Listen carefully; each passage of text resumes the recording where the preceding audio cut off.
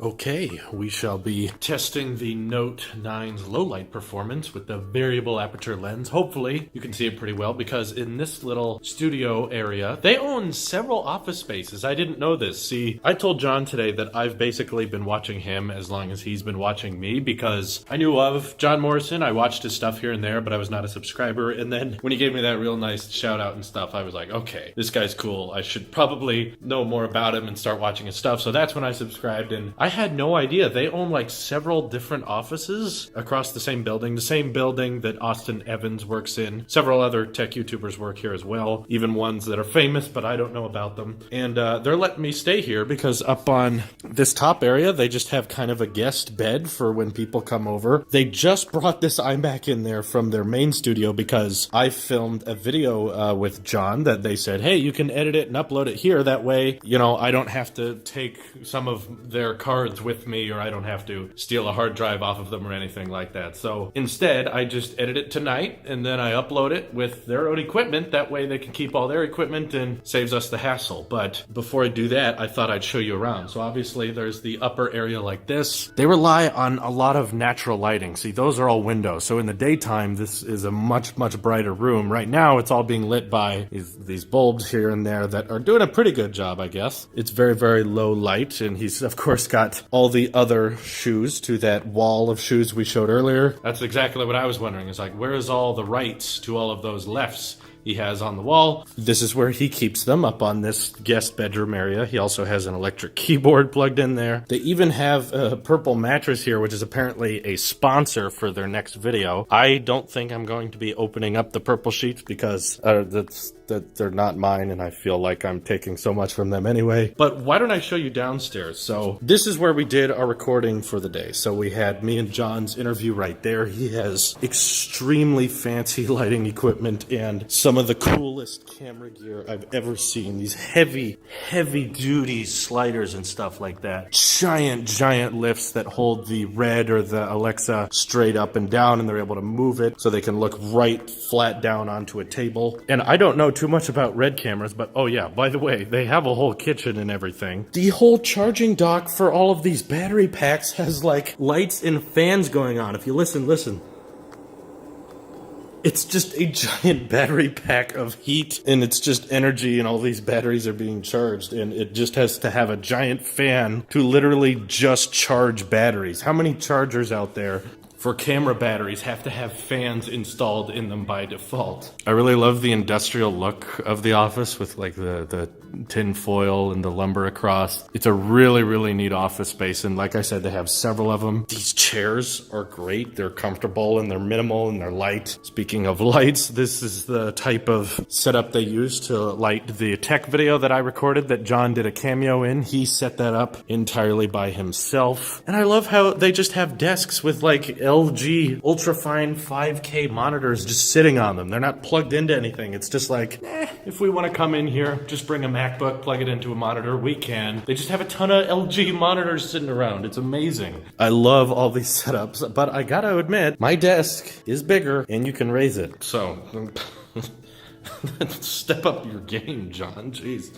Anyway, though, it was quite the busy day, actually. So, let me go over what we all filmed and what you guys can expect on the Tech Channel. So this is my desk set up away from home, which is the same iMac that we usually have in the tech room. Here is basically a rundown of all the content I worked on today. So at first I got here and I got to meet John, which was a really interesting experience. If I had one word to describe John that maybe doesn't come across well in video form, is just how calm he is. He's a very relaxed guy. Just walked up and said, hey, it's nice to meet you. And I'm just like, okay. Either way, though, I think I did personally a really good job at playing it cool. If you've been watching my videos for a long time, you know that when I did the interview with MKBHD, I like completely lost it. My voice was cracking and I was getting really nervous the whole time. I felt like, for the most part, I kept it together. Maybe there's some parts of the videos you guys will see and be like, Drew is nervous.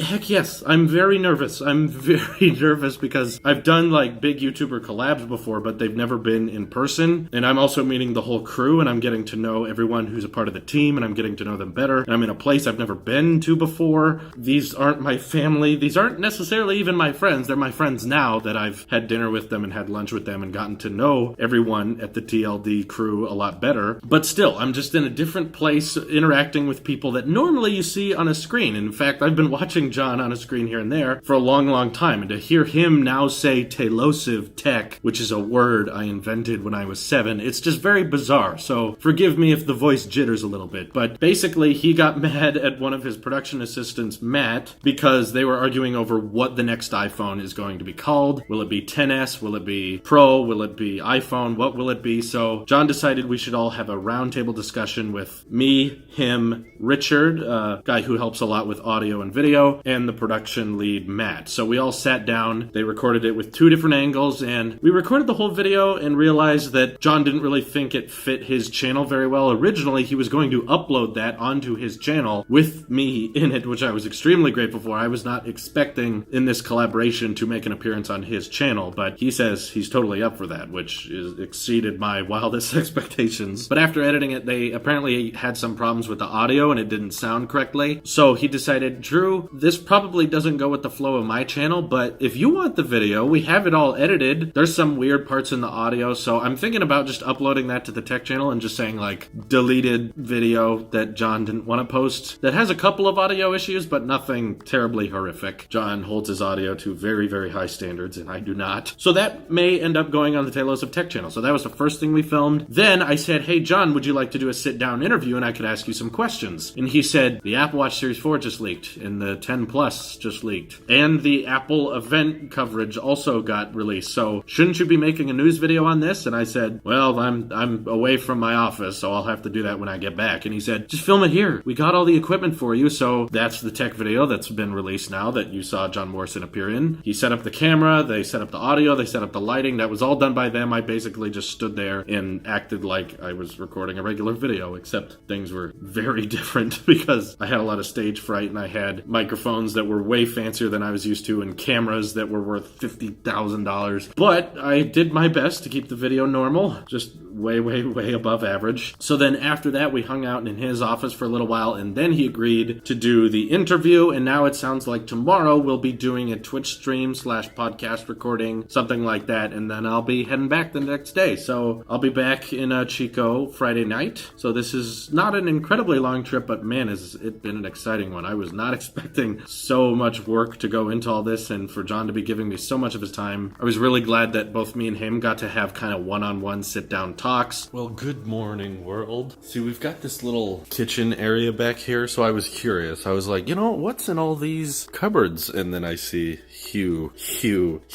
Open it up, and Philips Hue bulbs.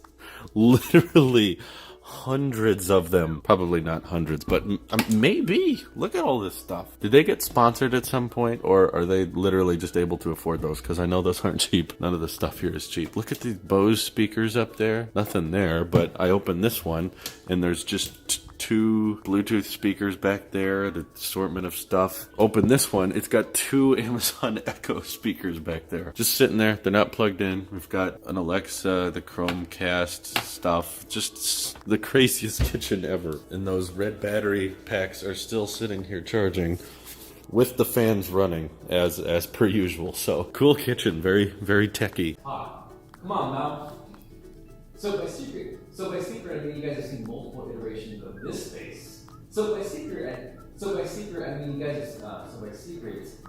guys have seen multiple iterations of this space. So by secret, you guys have seen. This is terrible. I'm sorry for the embarrassment. Ready? Oh no, okay. Can you just cut that?